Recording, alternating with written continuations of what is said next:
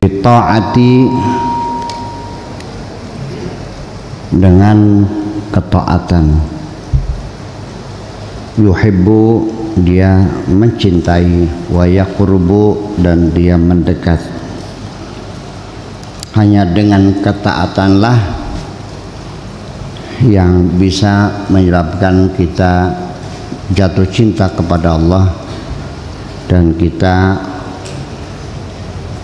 muncul keinginan ingin mendekatkan diri kepada Allah, dibuktikan dengan ketaatan kita. Paham? Oke. Wabil maksiati dan dengan kemaksiatan yang kita lakukan, yubghidu wa yub'idu, itu yang akan yubghiduhu wa yub'iduhu, dengan ada maf'ul bihinya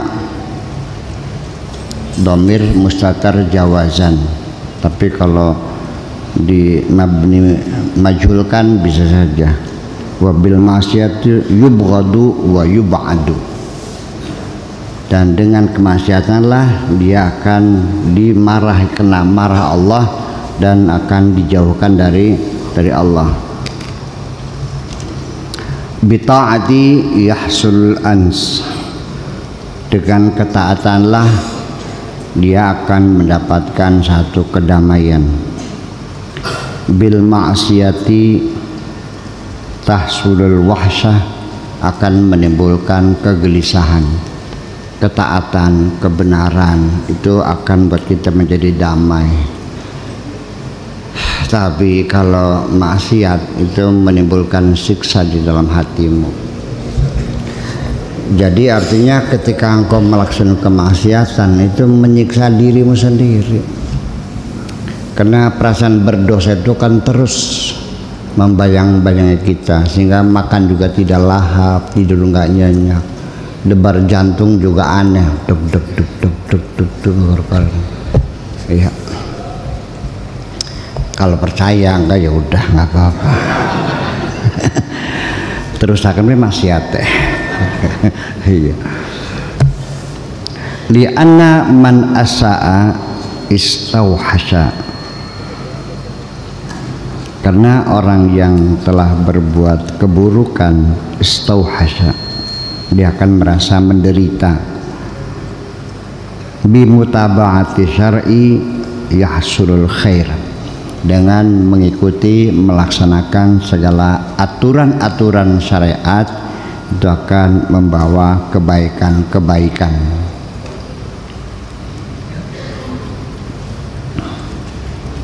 Wa bimukhalafatihi, dan dengan sebab melawan aturan-aturan syariat yahsulu asyar, akan menghasilkan keburukan-keburukan. Man lam yakun syar'u rafiqahu, apabila syariat atau agama itu belum menjadi teman pendampingnya, bimutaba fi jami' ahwalihi, dalam semua keadaannya. Artinya ketika agama belum menjadi pendamping, dalam ucapan saya mungkin lebih jelas, agama itu jangan disimpan di masjid, tapi dibawa kemana saja engkau pergi, agama dibawa ke pasar, ke rumah, ke masjid, ke kantor, sambil apa? Biar apa? Dibawa ke pasar biar kalau nimbang jangan dibanduli timah. Betul enggak? Dibawa ke rumah supaya jangan menyakiti hati istrimu. Dibawa ke kantor supaya jangan korupsi. Jadi jangan ditinggal di saja. Sebab bagaimanapun juga saya melihat ada dualisme kepribadian. Sehari-hari ada dualisme kepribadian. Kalau sedang di majelis taklim dia menangis bersalah. Tapi kalau sudah ke kantor, ya korupsi lagi. Ya, masih di Masjid Taklim dia menundukkan mata, menitikkan air mata, berdosa, ingin memperbaiki diri. Tapi kalau sudah masuk kantor, sikut-sikutan lagi, kan begitu.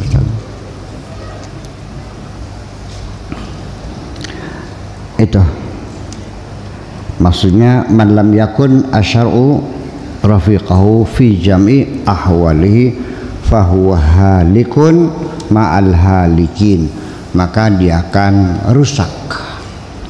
Ya, jadi harus selalu ditemani dengan agamamu. Engkau kemana harus agama harus dibawa kemana-mana, jangan ditinggal di satu tempat. Fahuwa halikun ma'al halikin, i'mal wajtahid, bekerjalah, wajtahid, dan bekerja keraslah. Mujtahid itu orang yang bekerja keras.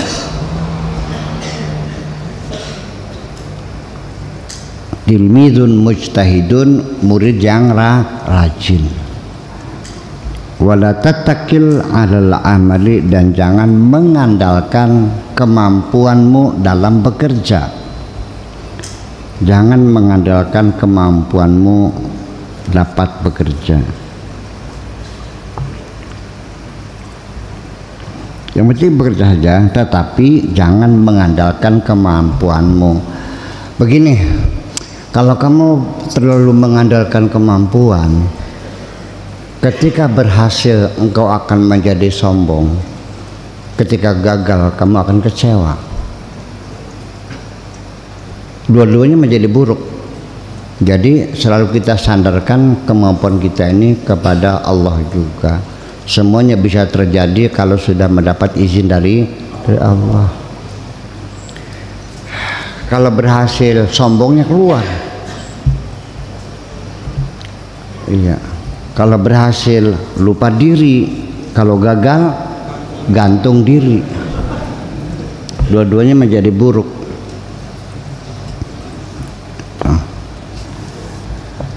Dan orang yang punya percaya diri terhadap kemampuannya biasanya orang cerdik pandai. Orang goblok biasanya enggak ya, ngerasa sih. Iya.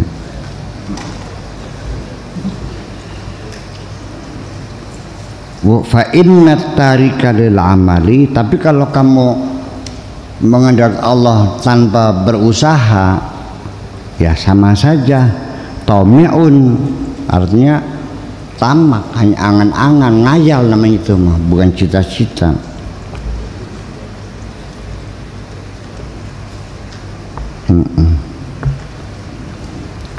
Wal muttaqilu 'alal amali, orang yang percaya diri terhadap kemampuannya untuk bekerja, mu'jabun maghrurun, kena penyakit ujub, kena penyakit maghrur, akan bangga dengan dirinya dan akan menjadi sombong.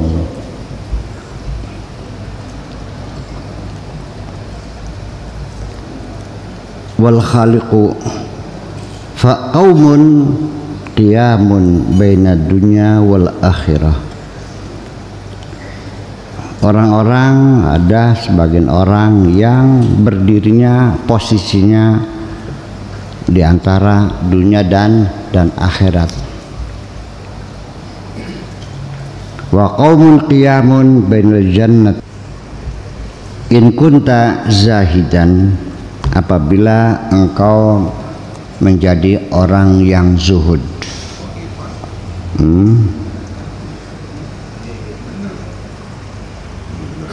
Wa qaumun qiyamun bainal khalqi wal khalq.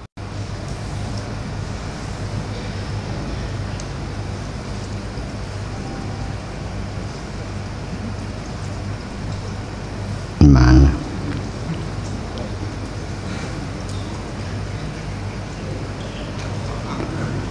Qaimun bainad dunya wal akhirah. Orang yang sudah itu posisinya antara dunia dan akhirat. Wa in kunta khaifan, kalau engkau dalam keadaan takut kepada Allah, takut takut neraka. Fa anta qaimun bainal jannati wan nar, berarti engkau posisinya berada di antara surga dan neraka.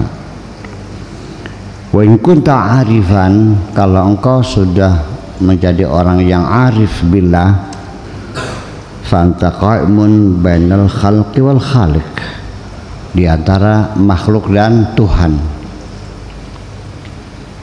Tanduru ilal khalqi taratan, terkadang melihat makhluk.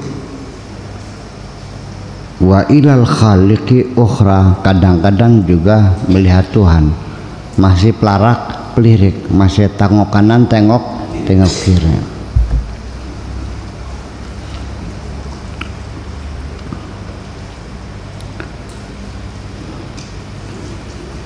Tuballighul qauma wa tu'arrifuhum, engkau menyampaikan kepada mereka dan engkau memperkenalkan kepada mereka ahwalal akhirati wa hisabaha, tentang kondisi di akhirat nanti bagaimana keadaannya, ya, wa hisabaha, dan bagaimana nanti amal kita bakal dihisab di depan Allah, wa jami'a ma fiha, dan termasuk apapun yang terjadi, mungkin alam mahsyarnya, siksanya dan sebagainya.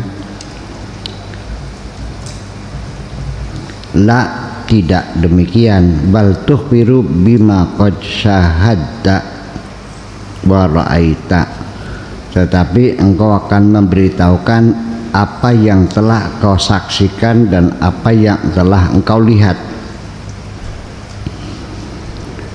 Ya, jadi ketika engkau sudah orang yang arif billah, nanti ketika bercerita kepada orang bukan lagi katanya tidak sama dengan melihat sendiri dong. Anda belum pernah ke Paris, cerita tentang Paris, katanya wis mana durung ya wis, karena belum tahu Paris bercerita seolah-olah sudah tahu Paris. Saya di Paris kedinginan, hujan salju lebat sekali, air membeku jadi es.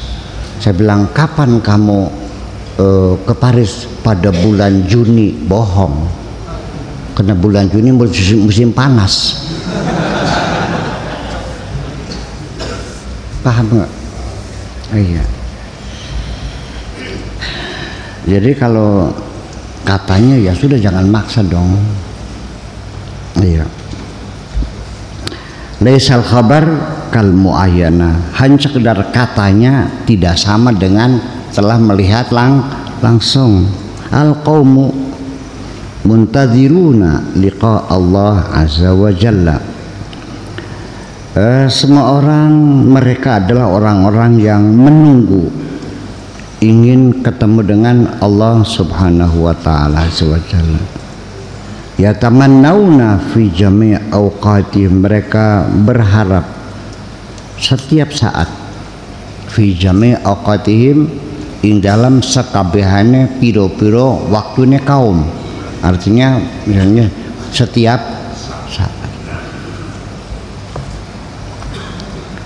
Minal mauti, akan adanya kematian, menunggu saatnya kapan kembali. Li'annahu sababun liliqa'i mahbubihim, karena melalui matilah mereka akan bisa bertemu dengan Allah yang dicintainya itu.